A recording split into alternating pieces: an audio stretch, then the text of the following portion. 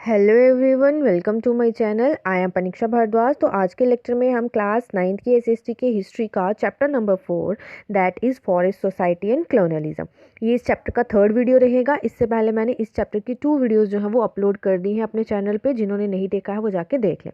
तो चलिए स्टार्ट करते हैं। आज का जो हमारा वीडियो रहेगा इसमें हम देखेंगे forest in the rebellion in the forest. अब देखिए, रेबिलियन का मतलब क्या होता है? विद्रोह। ठीक है। अब विद्रोह जो था वो किया जा रहा था किसके खिलाफ? ब्रिटिशर्स के खिलाफ। कौन कर रहे थे? वो कर रहे थे फॉरेस्ट कम्युनिटीज़ के लोग।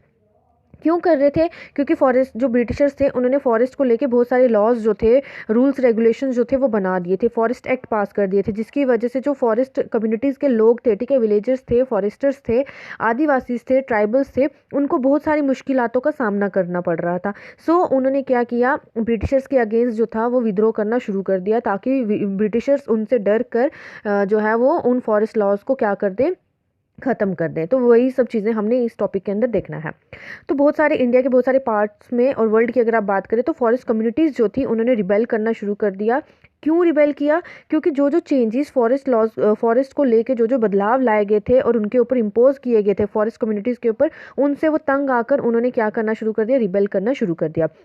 जो लीडर्स थे इन मूवमेंट्स के, उन्होंने ब्रिटिशर्स के अगेंस्ट जो था वो क्या किया?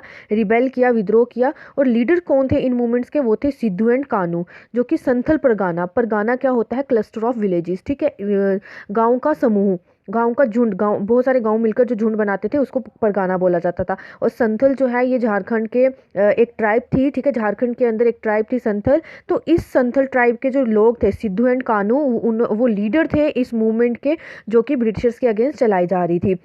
देन उसके बाद बिरसा मुंडा जो कि छोटा नागपुर से थे, अलूरी सीताराम राजू जो कि आंध्र प्रदेश से थे। ये सब इन सब लीडर्स को जो है वो आज भी याद किया जाता है, इनके गाने गाए जाते हैं, इनसे रिलेटेड उनकी स्टोरियाँ जो है वो आज भी सुनाई जाती हैं।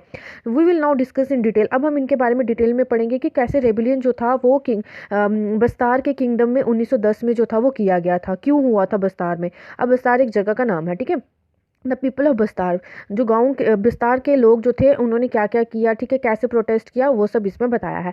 बस्तार जो है वो सदर्न मोस्ट पार्ट है छत्तीसगढ़ के अंदर। उसका जो बॉर्डर है वो आंध्र प्रदेश, उड़ीसा और महाराष्ट्र के साथ क्या करता है? मिलता है जाके। ठीक है, छत्तीसगढ़ का जो सदर्न मोस्ट पार्ट है ना, वहाँ पे ये बस्तार जो है वो लोकेटेड है। जो सेंट्रल पार्ट है बस्तार का वो प्लेट्यू पे है। Now what is plateau? अगर हिंदी में समझाऊं तो पहाड़ी, ठीक है, ऊंची पहाड़ी बोल सकते हो आप। और अगर इंग्लिश में देखें तो ये एक फ्लैट एलिवेटेड लैंड फॉर्म होता है, जो कि एक जगह से एटलीस्ट वन साइड से ये थोड़ा सा क्या होता है? ऊंचा होता है। ठीक है, जैसे आप बात करें, एक प्लेन सा मैदान होगा और एक साइड से वो थोड़ा सा क्या होता है? ऊंचा होता है। ठीक है, पहाड़ी, ऊंची पहाड़ी बोल सकते हो, वहाँ पे होगा फ्लैट लैंड के ऊपर, तो उसको हम प्लेट्यू बोलते हैं।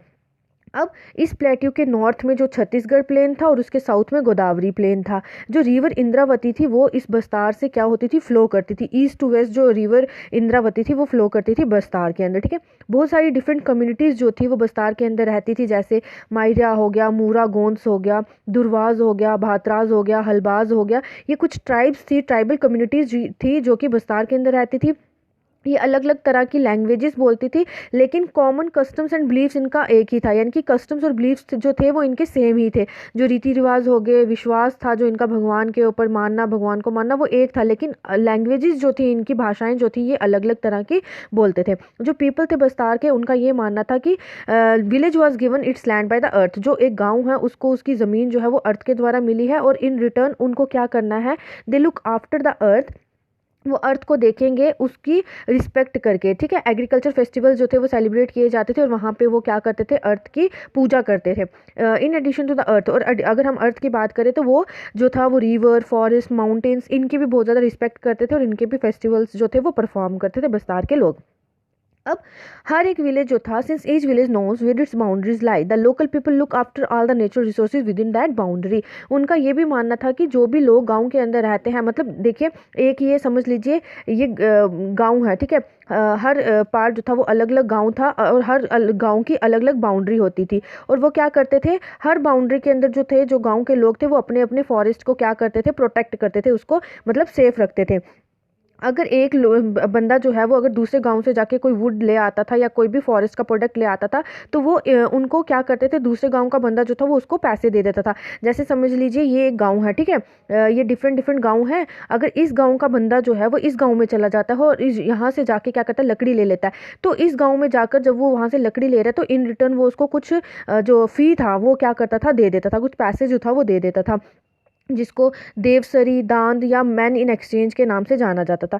कुछ विलेजेस जो थे वो प्रोटेक्ट कर रहे थे अपने फॉरेस्ट को बाय इंगेजिंग वॉचमैन। उन्होंने अपने फॉरेस्ट में, जंगलों में वॉचमैन जो थे वो क्या किए हुए थे, मतलब वॉचमैन को रखा हुआ था नौकरी पर, और वो उनको क्या करते थे, अपने घरों से कुछ सामान जो था वो लाकर दे देते थे। जैसे उनको ग्रेन दे दिए, ठीक है, गेहूं के दाने दे दिए, अनाज दे दिया उनको।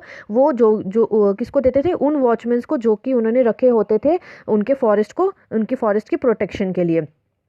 Every year there is a one big hunt where the headmen of village in Pargana meet and discuss issues of the concern including forest।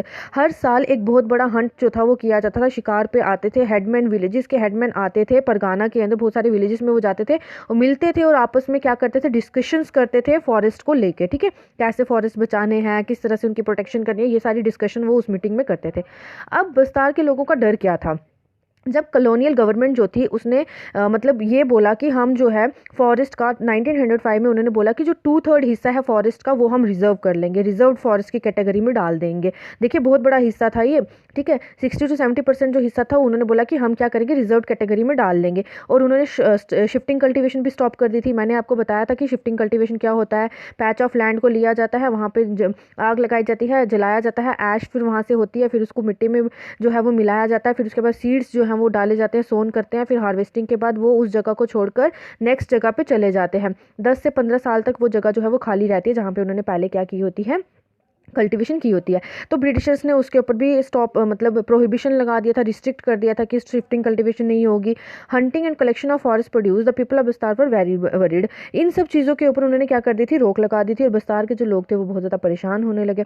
कुछ विलेजेस में ये अलो कर दिया गया कि रिजर्व फॉरेस्ट के ऊपर जो है वो वर्कर्स जो है वो काम कर सकते हैं, लेकिन उसके ऊपर भी कुछ कंडीशंस रखेगी कि वो मतलब वो रिजर्व फॉरेस्ट के अंदर जा सकते हैं, वहाँ से सामान ले सकते हैं, लेकिन उसके ऊपर कंडीशन रखेगी कि उनको जो है वो ब्रिटिश गवर्नमेंट के लिए फ्री में काम करना पड़ेगा, ठीक है, फॉरेस्ट डिपार्टमेंट के लिए उनको फ्री में काम करना पड़ेगा।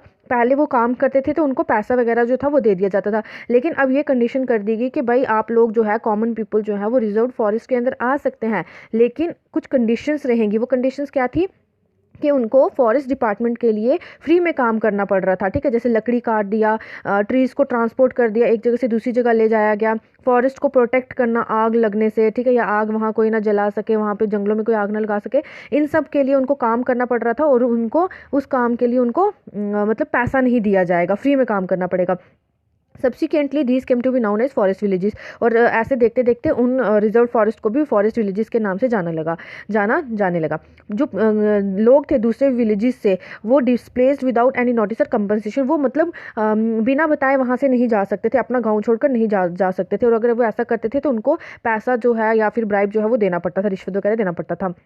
बहुत समय तक विलेजर्स जो थे वो इन सब चीज़ों से सफ़र कर रहे थे, ठीक है, from increase land rents and frequent demands for free labour and goods by colonial officials. कहने का ये मतलब कि बहुत सारे विलेजर्स जो थे, गांव के लोग जो थे, वो इन सब चीज़ों से बहुत ज़्यादा सफ़र कर रहे थे, ठीक है, जैसे लैंड रेंट्स जो थे बढ़ा दिए गए थे, फ्री लेबर की डिमांड बढ़ती जा रही थी कॉलोनियल ऑफिशियल्स के द्वारा, ठीक है, गुड्स की डिमांड बढ़ती जा रही थी, तो लोग इससे तंग आ रहे थे। और के ऐसा देखते देखते जो था टेरिबल फेमाइन जो थे, भुखमरी जो थी 1899 to 1900 एंड फिर से 1907 to 1908 में भुखमरी जो थी वो फैलने लगी थी, क्योंकि जब लोग जंगलों से बाहर ही नहीं जाएंगे, अपने घरों से बाहर ही नहीं जाएंगे और उनको पैसा भी नहीं दिया जाएगा, तो भुखमरी तो फैलेगी ही फैलेगी, ठीक है।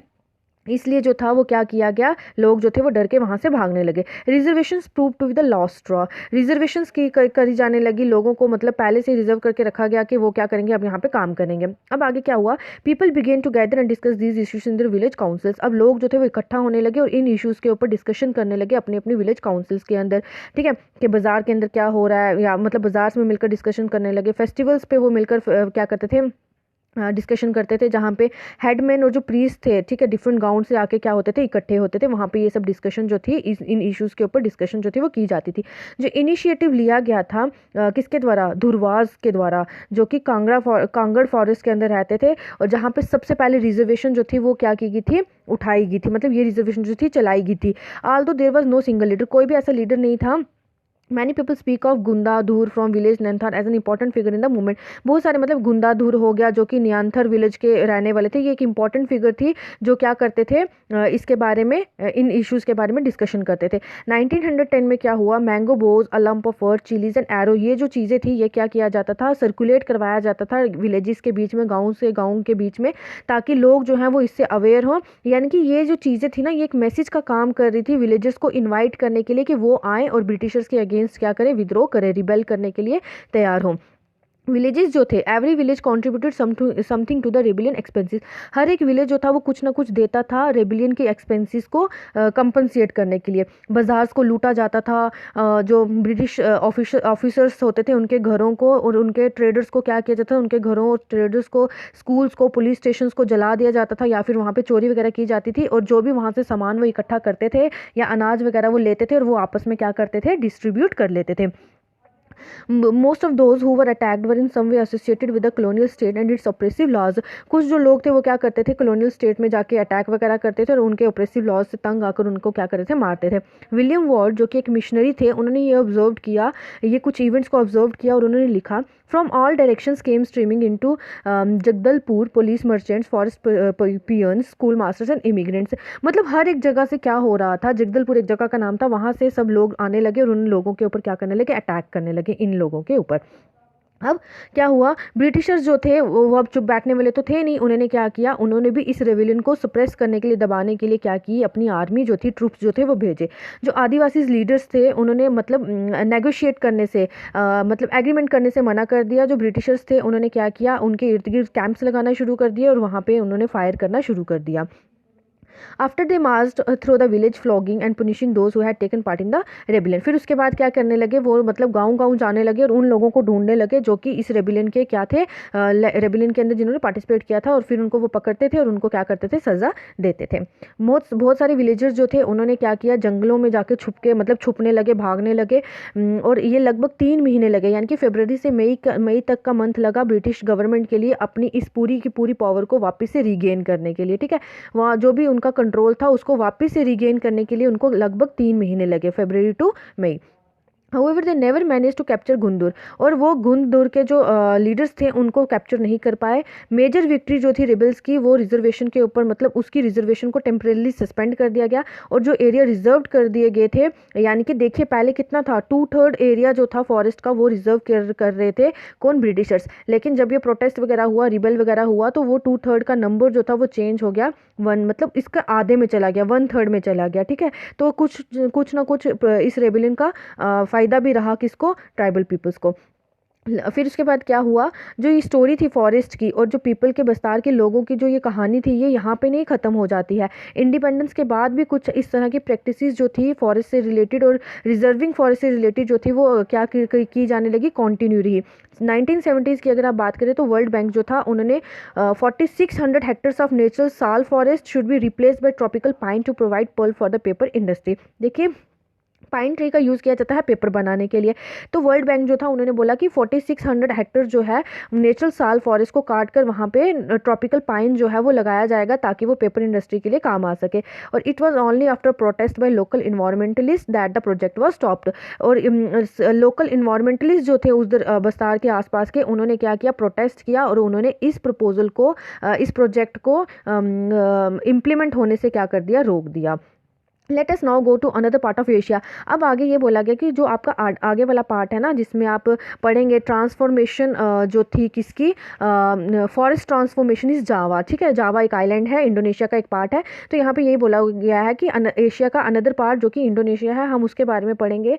वहाँ पे भी इसी तरह की जो सिचुएशन थी वो हैपन हुई थी, तो वो हम नेक्स्ट वीडियो में करेंगे। ये वीडियो कैसा रहा, आज आपको कैसा लगा, समझ आया कि नहीं, वो आप ज़रूर कमेंट सेक्शन में बताइएगा। कोई डाउट होगा तो भी कमेंट सेक्शन में डाल दीजिएगा, ठीक है। वीडियो पसंद आया है तो आप इसे शेयर करें अपने दोस्तों के साथ, वीडियो को लाइक करें एंड चैनल को सब्सक्राइब करना ना भूलें। Thank you and have a good day.